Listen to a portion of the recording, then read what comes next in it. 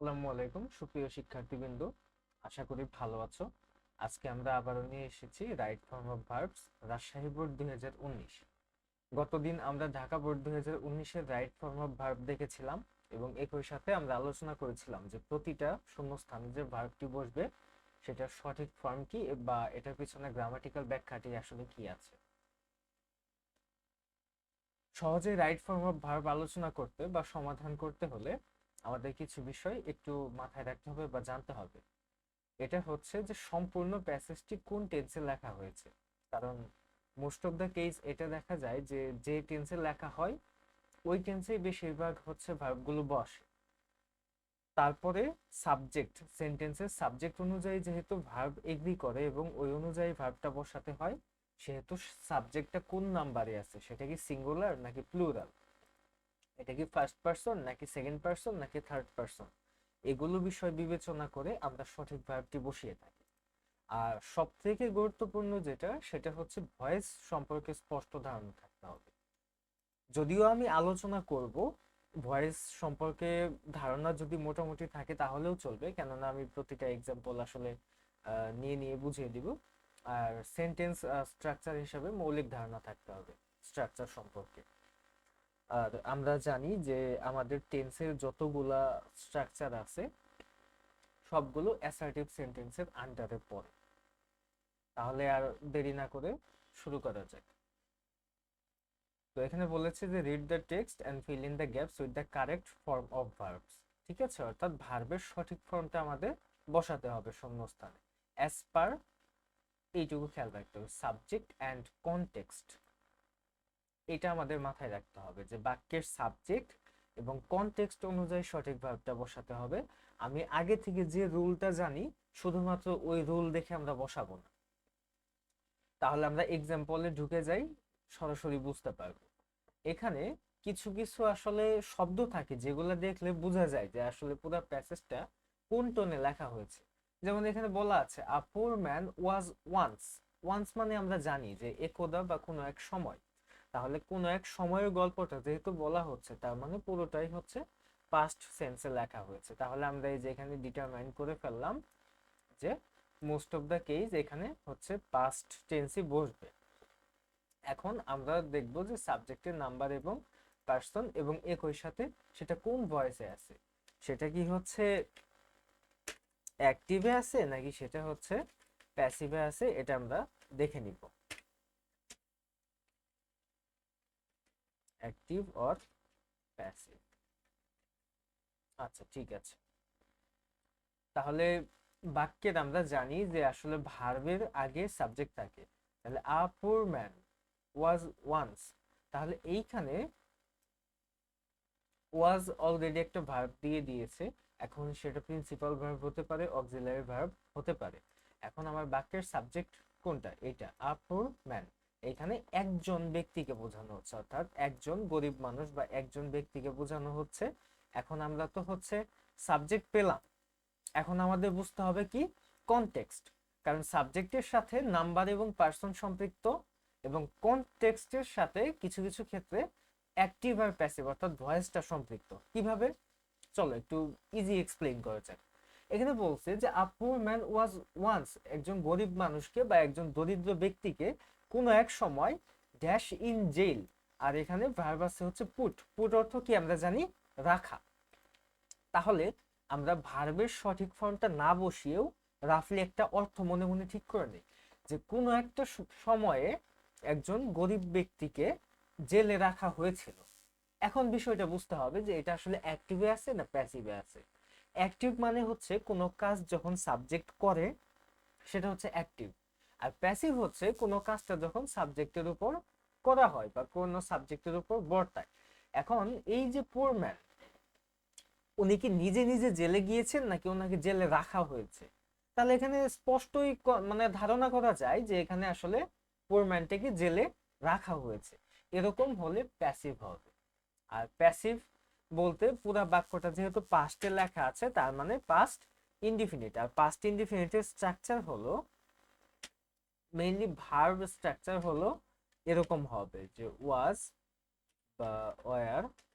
আমি শুধু ভার্বের বিষয়টা বলছি কেননা আমরা জানি যে অবজেক্টটি সাবজেক্ট আকারে সামনে আসে এবং সাবজেক্টটি অবজেক্ট আকারে পেছনে যায় বাই আকারে বসে, ওইটা আমরা সবাই জানি। তাহলে ওয়াজ বা ওয়ার বসবে, প্লাস হচ্ছে আমাদের কি বসবে, ভি থ্রি বসবে। তাহলে এটা হচ্ছে আমার স্ট্রাকচার। তাহলে আ পুর ম্যান ওয়াজ অলরেডি দেওয়া আছে। এখন এর সাথে তাহলে আমরা হচ্ছে যেহেতু সাবজেক্টে সিঙ্গুলার, এক্ষেত্রে আমরা ওয়াজ নিলাম আর ওয়াজ অলরেডি দেওয়া আছে। তাহলে এখন আমাদের কি বাকি রইলো, আমাদের বাকি রইলো হলো ভি থ্রি, ভার্বের পাস্ট পার্টিসিপল ফর্ম। তাহলে আমরা জানি যে পুটের তিনটা ফর্মে কি হয়ে থাকে, একই হয়ে থাকে। তাহলে এখানে আমরা জাস্ট খালি পুট লিখে দিলেই হয়ে গেল।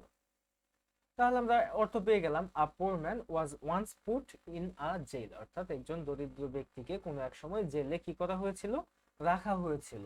অলদো, যদিও, হি ড্যাশ নো রং। আচ্ছা, বাক্যে একটা অংশ পাস্ট ইনডিফিনিটে দেওয়া আছে, যদিও প্যাসিভে আছে, যে একজন দরিদ্র ব্যক্তিকে কোনো এক সময় জেলে রাখা হয়েছিল। এখন তো আমরা এটা বলতে পারি না যে সে দোষী হবে না বা সে দোষী না, আমাদের বলতে হবে সে দোষী ছিল না। কারণ বিষয়টা বোঝার চেষ্টা করো যে পুরাটাই হচ্ছে পাস্টে আছে। তাহলে সে দোষী ছিল না, তার মানে সে কোনো দোষ করেনি। তাহলে নর্মাল ট্রান্সলেশনটা এরকম হইতে পারে যে he did not do any wrong. এটা হচ্ছে নর্মাল ট্রান্সলেশন। কিন্তু স্ট্রাকচারটা এরকমও হইতে পারে যে আমরা এই নটটার পরিবর্তে নো ব্যবহার করব। কিভাবে, হি ডিড নো রং, এটা কিন্তু আসলে একই অর্থ বোঝায়।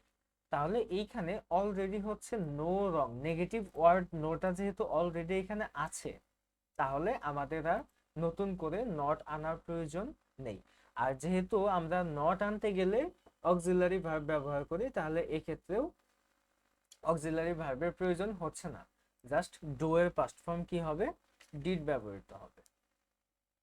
তারপর বলা হয়েছে আফটার আ লং টাইম, দীর্ঘ একটা সময়ের পর, the king of the state, অর্থাৎ স্টেট মানে হচ্ছে রাজ্য, অর্থাৎ রাজ্যের যে রাজা, তিনি কি করেছিলেন, জেলটা ভিজিট করেছিলেন, ভার্ব আছে ভিজিট। তাহলে জেলটা ভিজিট করেছিলেন, পুরোটা পাস্টে লেখা আছে, তাহলে ভিজিট, ভিজিটেড, যেহেতু উনি পাস্টে করেছিলেন, তাহলে পাস্ট ইনডিফিনিট অনুযায়ী ভার্বের বেস ফর্মের সাথে ইডি যুক্ত হবে। Visited the jail and the man told him, এবং লোকটি তাকে বলেছিলেন, অর্থাৎ রাজাকে বলেছিলেন, দ্যাট হি ওয়াজ ইনোসেন্ট, তিনি নিষ্পাপ ছিলেন। বাট আ কেস, কিন্তু একটি কেস কি করা হয়েছিল, তার নামে ফাইল করা হয়েছিল, of his enemies, by some of his enemies, অর্থাৎ তার কিছু শত্রু দ্বারা তাকে কি করা হয়েছিল, একটা কেস ফাইল করা হয়েছিল। তাহলে এক্ষেত্রেও যেহেতু কেসটা ফাইল করা হয়েছিল, সে নিজে করেনি, এটা প্যাসিভে আছে। আর পাস্ট ইনডিফিনিটের প্যাসিভ হচ্ছে, এখানে আমরা দিয়েছি যে ওয়াজ বা ওয়ার প্লাস ভি থ্রি। এখন এই অংশটুকুর সাবজেক্ট হচ্ছে আ কেস, অর্থাৎ একটি কেস, একটি কেস হচ্ছে সিঙ্গুলার, এক্ষেত্রে ওয়াজ গ্রহণযোগ্য হবে। আর মেইন ভার্ব কোনটা, ফাইল, তাহলে হবে ওয়াজ ফাইল। এটা আসলে যাদের ভয়েসটা একটু ভালো মতো করা আছে তারা বিষয়টা সহজেই বুঝতে পারছো। আর যাদের ভয়েসটা করা নেই বা ভয়েস সম্পর্কে ধারণা অতটা ভালো না, তাদের ভয়েসটা আসলে জানতে হবে। কেননা বেশিরভাগ বাক্যগুলোই হচ্ছে ভয়েসে লেখা আর কি, প্যাসিভ ভয়েসে লেখা, আমি যা দেখতে পাচ্ছি। তাহলে তারপরে দ্য কিং এনকোয়ার, এনকোয়ার মানে কি, এনকোয়ার মানে হচ্ছে তদন্ত করা, প্রাইভেটলি, অর্থাৎ রাজা গোপনে কি করেছিলেন, যেহেতু পুরোটা পাস্টে লেখা আছে, গোপনে গোপনে তদন্ত করেছিলেন, তাহলে পাস্ট ইনডিফিনিট হবে ইনকোয়ার্ড। দ্য কিং ইনকোয়ার্ড প্রাইভেটলি, রাজা গোপনে তদন্ত করেছিলেন। অ্যান্ড, আচ্ছা উনি যেহেতু গোপনে তদন্ত করেছিলেন, তাহলে উনি একটা রেজাল্ট পেয়েছিলেন। তাহলে এক্ষেত্রে পাস্ট ইনডিফিনিট হলে অ্যান্ড এর পরবর্তী অংশটাও পাস্ট ইনডিফিনিট হবে। তাহলে ফাউন্ড, ফাইন্ড এর past form found, found that it was true. He, এখানে ভার্ব আছে হচ্ছে base form give the man some money and set him free. আচ্ছা, সেট ফ্রি অর্থ হচ্ছে মুক্ত করে দেওয়া বা অবমুক্ত করা। তাহলে রাজা হচ্ছে ওই ব্যক্তিকে কিছু টাকা দিয়েছিলেন এবং তাকে কি করেছিলেন, মুক্ত করে দিয়েছিলেন। তাহলে এক্ষেত্রে বিষয়টা বলা যায় যে গেভ, আবার অতীতে কোনো কাজ সম্পন্ন হয়েছিল এটা হিসাবে পাস্ট পারফেক্ট ইউজ করা যায়। তো হ্যাড গিভেনও দেওয়া যায়, আমি শুধু গেভটাই ব্যবহার করলাম। হি ওয়েন্ট, হি বলতে ওই গরিব ব্যক্তিটি সরাসরি স্ট্রেট টু দ্য মার্কেট, অর্থাৎ গরিব ব্যক্তিটি সরাসরি কোথায় চলে গেল, মার্কেটে চলে গেল। ইন এ শপ দেয়ার, অর্থাৎ মার্কেটের একটি দোকানে, ওয়াইল্ড বার্ড, বন্য পাখিরা, ভার্ব আছে হচ্ছে এখানে কিপ ইন কেজেস ফর সেল, অর্থাৎ বন্য পাখিদের বিক্রির জন্য রাখা হয়েছিল। আচ্ছা, পাখিরা নিজেরা বিক্রি হচ্ছিল না পাখিদের বিক্রি করা হচ্ছিল? অবশ্যই করা হচ্ছিল, তার মানে আবারও প্যাসিভ। এখন এইখানে আমাদের সাবজেক্টের এই যে আমরা শুরুতেই বলেছিলাম যে আমাদের নাম্বার এবং পার্সন দেখতে হবে, তাহলে এইখানে এটা কি সিঙ্গুলার আছে না প্লুরাল আছে? দেখো এটা হচ্ছে প্লুরাল, ওয়াইল্ড বার্ডস। যেহেতু প্লুরাল আছে তার মানে যেহেতু পুরোটা পাস্ট টেন্সে লেখা, তাহলে ওয়াজ বা ওয়ার এর মাঝখানে এবার আমরা কি করব, ওয়ার নিব। ওয়ার প্লাস হচ্ছে ভি3, ভি3 এর কিপে পাস্ট ফর পাস্ট পার্টিসিপল হচ্ছে কেপ্ট, ওয়ার কেপ্ট হয়ে গেল। তার মানে আমরা দেখতে পাচ্ছি যে মূলত আমরা একটা স্ট্রাকচার দিয়েই মোটামুটি পারি দিয়ে দিতে পারছি পুরো একটা প্যাসেজ। যাই হোক, he said to the shopkeeper, ওই ব্যক্তিটি শপকিপারকে বলল যে I wish to buy all the birds of your shop, অর্থাৎ আমি কি করি, তোমার দোকানের সমস্ত পাখিকে কেনার ইচ্ছা পোষণ করি বা কিনতে চাই। দিস বার্ডস আর আনজাস্টলি, ঠিক আছে। এখন বেসিক একটা শর্টকাট হচ্ছে বাক্যে যখন এম ইজ আর এর পরে, এটা কিন্তু অ্যাডভার্ব আনজাস্টলি, এটা অতটা হিসাবে না নিলেও চলবে। তাহলে আর এর পরে এম ইজ আর, অর্থাৎ টু বি ভার্বের পর যদি কোনো একটা ভার্ব থাকে সেটার হচ্ছে পাস্ট পার্টিসিপল করে দেওয়া, এটা হচ্ছে সবথেকে সহজ শর্টকাট। এখন আমরা যদি বুঝতে চাই তাহলে কি হবে, তাহলে আমাদের অ্যাক্টিভ প্যাসিভ চিন্তা করতে হবে কিভাবে। দিস বার্ডস আর আনজাস্টলি, এখানে আছে ইমপ্রিজন, ইমপ্রিজন মানে কি, বন্দি করে রাখা, অর্থাৎ এই পাখিগুলোকে কি করা হয়েছে, নির্বিচারে বন্দি করে রাখা হয়েছে, বাজ বিচারহীন ভাবে। তাহলে যেহেতু পাখিদের বন্দি করে রাখা হয়েছে, পাখিরা নিজে নিজে বন্দি হয়নি, তাহলে এখানেও প্যাসিভ। আর অলরেডি আমার বি ভার্ব এখানে আছে, তাহলে এখানে কি আসবে, বি3 আসবে। তাহলে জাস্ট কি হবে, ইমপ্রিজেন্ট হবে। এবার একটু অলসতা করে বোধহয় কপি পেস্ট করতেছি, তাহলে ইমপ্রিজেন্ট ইডি যুক্ত হবে, ঠিক আছে। এটাকে আমি কালো করে দিই, ইমপ্রিজেন্ট অ্যান্ড আই লাইক টু। আমরা জানি যে টু এর পর যদি কোনো ভার্ব থাকে তাহলে কি হয়, সেটার হচ্ছে বেস ফর্ম হয়, এটাকে ইনফিনিটিভ বলে। যদিও কিছু বিকল্প আছে, সরি হ্যাঁ, কিছু পার্থক্য আছে বা কিছু হচ্ছে এটাকে কি বলে, যে এক্সেপশন, কিছু এক্সেপশন আছে, সেটা নিয়ে আমি আলোচনা করছি। তারপরে যেহেতু হচ্ছে টু আছে এখানে, সেটই বসবে। ওকে, এখন এইখানে আমি বলি যে কিসের কিসের পরে আসলে টু এর পরেও ভার্ব প্লাস আইএনজি হতে পারে। এরকম আছে বি ইউজ টু, তারপরে হচ্ছে গেট ইউজ টু, তারপরে হচ্ছে উইথ আ ভিউ টু। এই সমস্ত ফ্রেজের পরে হচ্ছে ইয়া বসে, এই আইএনজি বসে। যেমন I am use to getting paid every Sunday. এই যে একটা বিষয়, যে এইখানে ইউজ টুর পর আমরা সবাই তো জানি যে আসলে ভার্ব প্লাস আইএনজি হয়, তাহলে ইয়া এরকম হবে না যে আই ইউজ টু গো দেয়ার, আমি সেখানে যেতে অভ্যস্ত ছিলাম।